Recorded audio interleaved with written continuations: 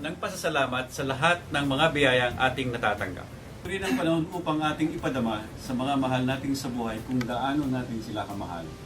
Mula sa aming puso, kami ay bumabati sa inyong lahat ng isang maligayang Pasko.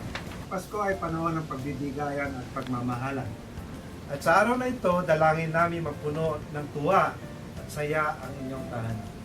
Ang Pasko ay sumisimbolo ng ating kaligtasan at pag-asa sa buhay. Maraming mga pagsubok at kahirapan sa buhay ang dumating. Lahat tayo ay iniwala na ito'y malalampasan natin. Dahil tayo ay pinagkalooban ng Diyos ng sapat na lakas at kakayahan upang ito'y mapagtagumpayan.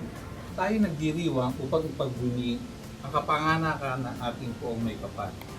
Naway gawin natin sa araw na to isang makabuluhang pagdiriwang na may lahib na pangunawa at pag-ibig sa kapwa. Ang araw na ito ay panahon hindi lamang ng pagbibigayan, kundi pati na rin ng pasasalamat sa lahat ng mga biyaya at tagumpay na ating natatamasa.